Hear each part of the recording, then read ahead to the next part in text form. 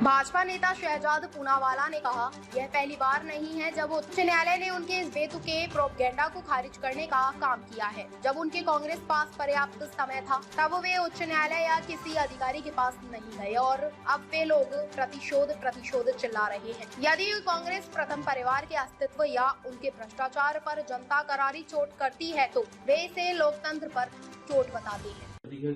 क्या कहना है आपका? सत्यमेव जयते। कांग्रेस पार्टी के लगातार झूठ और प्रोपेगेंडा को आज हाईकोर्ट की तरफ से एक और करारा तमाचा मिला है।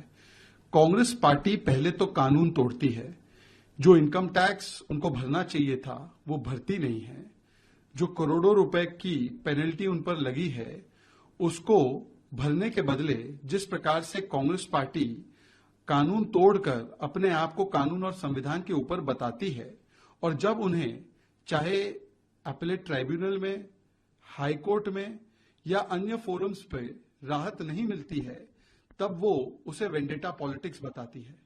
ये कोई पहली बार नहीं है कि हाई कोर्ट ने उनके इस बेतुके और इस प्रोपेगेंडा को जो खारिज करने का काम किया है। कुछ दिन पहले 45 पेज के ऑर्डर में हाईकोर्ट ने यह भी बताया कि कांग्रेस पार्टी ने किस प्रकार से 500 करोड़ से अधिक के डूबियस ट्रांजैक्शंस को अभी तक उसका हवाला नहीं दिया है और उस पर इनकम टैक्स असेसमेंट होना जरूरी है। कांग्रेस पार्टी को यह भी बताया गया हाईकोर्ट के द्वारा कि जब उनके पास पर्याप्त समय था कई वर्षों से, तो वो हाईकोर्ट के पास या किसी अथॉरिटी के पास गए नहीं, सोते रहे, और अब जब रीअसेसमेंट हो रहा है तब वो लोग वेंडेटा चिल्लाते हैं। कोर्ट ने यह भी बताया कि ये अकाउंट्स फ्रोजन नहीं है, और ये जो नैरेटिव कि हमारे अकाउंट्स फ्रीज हो चुके हैं, इसको भी स्पष्ट किया गया है कि उनके अकाउंट पर लीन है। परंतु कांग्रेस पार्टी का एक ही लक्ष्य है कि यदि उनके प्रथम परिवार के अस्तित्व पर या उनके भ्रष्टाचार पर करारी चोट जनता करती है तो वो लोकतंत्र पर चोट बताते हैं।